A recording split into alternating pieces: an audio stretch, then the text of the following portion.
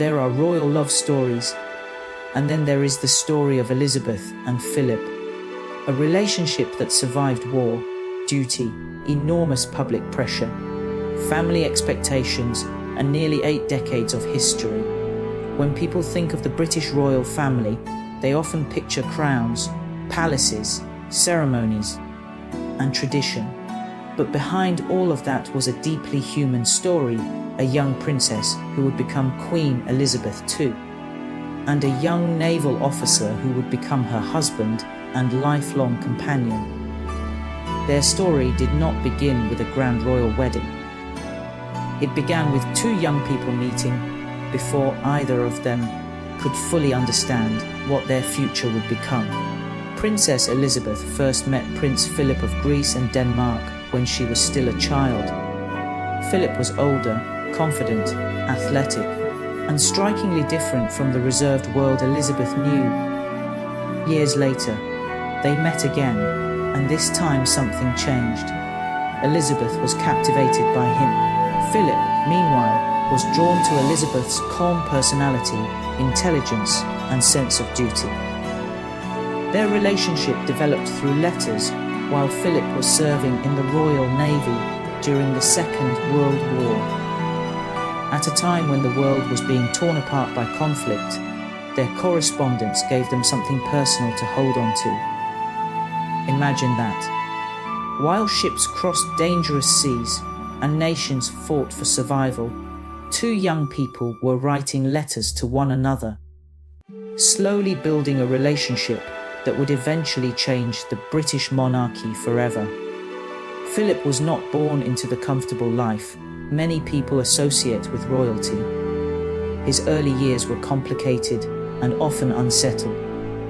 He was born into the Greek and Danish royal families, but political upheaval forced his family into exile when he was still very young. His childhood involved separation, movement, and uncertainty. Elizabeth's life was completely different.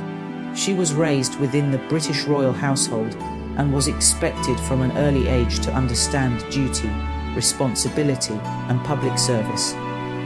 Yet somehow, these 2 very different lives brought them together. In 1947, their engagement was announced, and then came one of the most important royal weddings of the 20th century. On November 20, 1947, Elizabeth married Philip at Westminster Abbey. Britain was still recovering from the Second World War. The country faced shortages and hardship, and the wedding became a rare moment of celebration. Elizabeth's wedding dress became famous around the world, but the most important thing happening that day was not the dress, the ceremony, or the crowds. It was the beginning of a partnership. Philip became the husband of a future queen. But nobody could yet know just how demanding that role would become.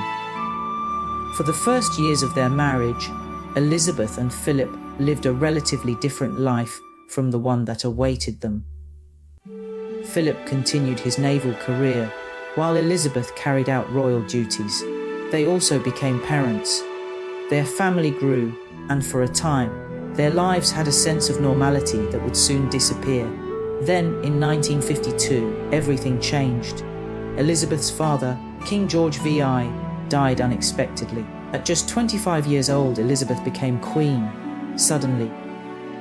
The young woman who had once been simply a wife and mother was now the sovereign of the United Kingdom and other realms. And Philip had to face a difficult reality of his own.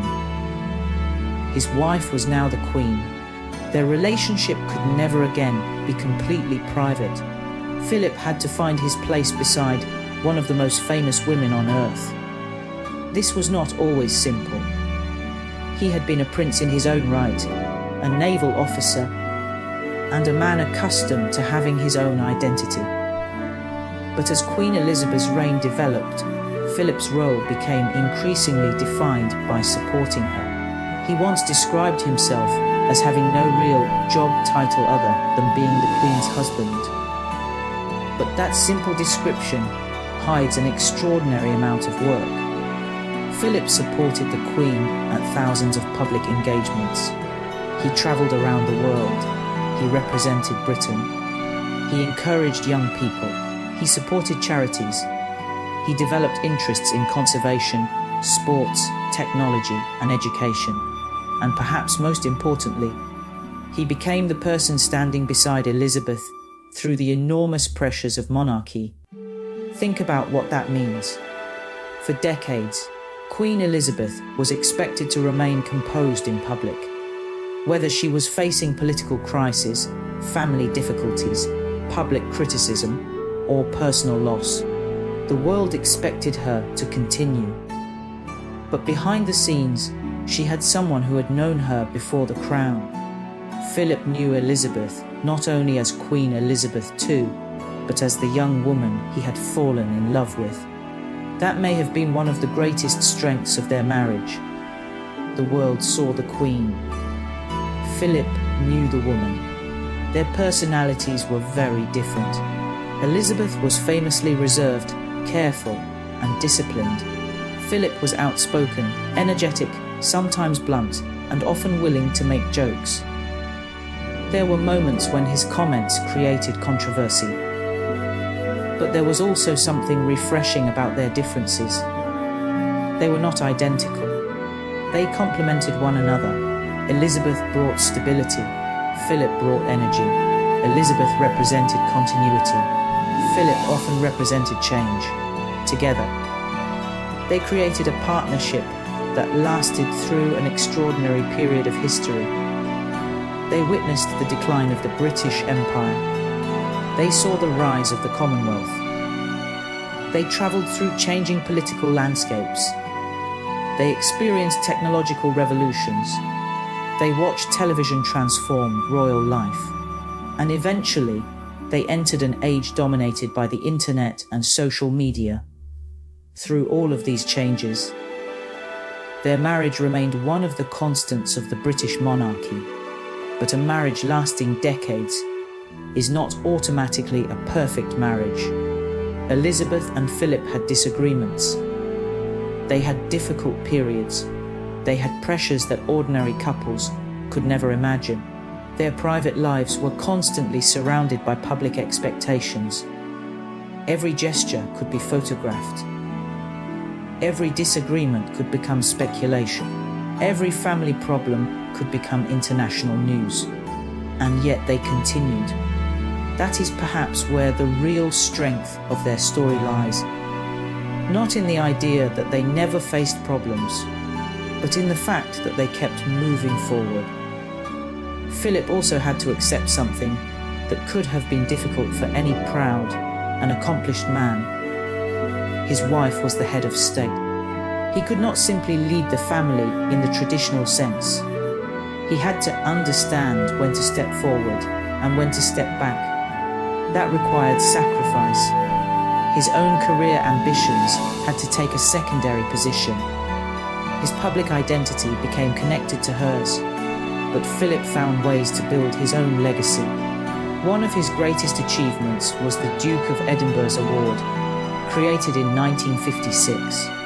The program encouraged young people to develop practical skills, physical fitness, community involvement, and a spirit of adventure. Millions of young people around the world eventually took part in programs inspired by the award. Philip also became associated with environmental and conservation causes long before those issues became as prominent as they are today. He was interested in science, technology, engineering, design, and innovation. So although history often remembers him simply as the Queen's husband, his life was much larger than that title suggests. And then there was the family.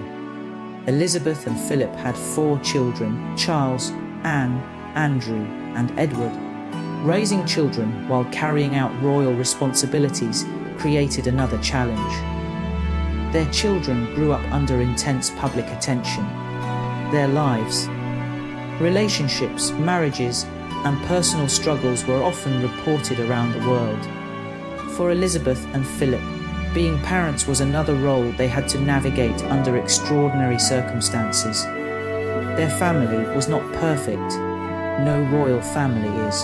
But behind the official photographs were parents trying to raise children while living inside one of the world's most visible institutions. Over the decades, Elizabeth and Philip also became grandparents and great-grandparents. The family tree expanded, the world around them changed, but the couple remained together. Their golden wedding anniversary arrived in 1997. By then, they had already spent half a century married. And instead of presenting their relationship as some fairy tale romance without difficulties, Elizabeth acknowledged something much more realistic. A long marriage requires tolerance. It requires understanding. It requires knowing when to compromise. And perhaps most importantly, it requires continuing to choose one another. That may be the lesson behind their story. Because love is not only about dramatic moments. Sometimes love is simply being there.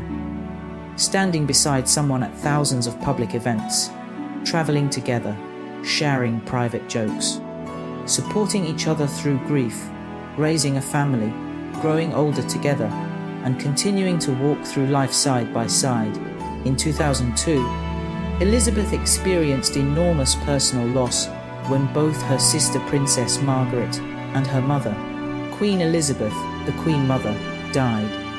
Philip was again beside her. In the years that followed, the couple continued their public responsibilities, although eventually Philip began to reduce his official workload. In 2017, he officially retired from public duties. He was 96 years old. By then, Philip had completed thousands of official engagements over decades of service. The Queen continued her responsibilities, but their relationship entered a quieter stage. They spent more time away from the enormous demands of public life. And then came 2020. The world entered the COVID-19 pandemic. Even the royal family was forced to change the way it lived and worked. Elizabeth and Philip spent much of this period together at Windsor Castle.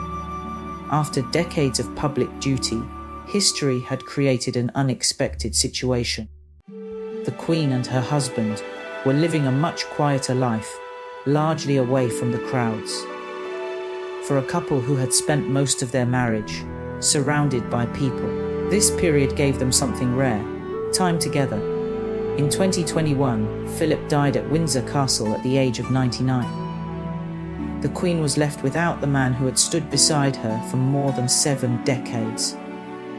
His death was deeply personal, and one of the most powerful images from that period showed Elizabeth sitting alone during Philip's funeral because of pandemic restrictions.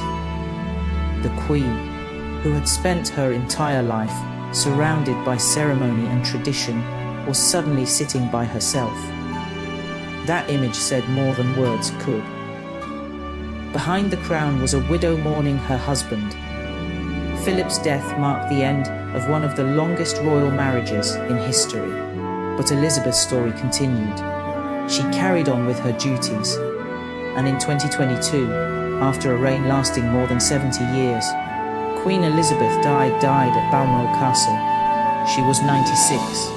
With her death, an extraordinary chapter of British history came to an end. But when we look back at Elizabeth and Philip, what should we remember? Should we remember the palaces, the crowns, the official ceremonies, the photographs? Yes. But perhaps the most important thing to remember is the partnership. Elizabeth became one of the longest reigning monarchs in history. Philip spent his life supporting her. He did not sit on the throne. He did not become king, but he stood beside the woman who did, for more than 70 years. They shared a journey that began when they were young and continued through almost every major transformation of the modern world. Their story reminds us that history is not only made by kings and queens. Sometimes history is shaped by the person standing quietly beside them. Elizabeth gave a lifetime of service to the crown. Philip gave a lifetime of service to Elizabeth, and the causes he believed in. Together, they created something that is difficult to measure with titles or ceremonies. They created endurance. They created partnership. And they created a family story that will remain part of royal history for generations. Their marriage was not a fairy tale, because fairy tales usually end at the wedding. Elizabeth and Philip's story began there. The real story was everything that came afterward: the responsibilities, the disagreements, the celebrations, the losses, the children, the grandchildren, the journeys, the decades, and finally the goodbye. Perhaps that is why their relationship continues to fascinate millions of people, because beneath the royal titles were two human beings who grew old together. Two people who first met as young royals and eventually became symbols of an entire era. Elizabeth and Philip were not simply queen and prince. They were partners, and in a world where almost everything around them changed, they remained together for more than 70 years. That is the remarkable part of their story.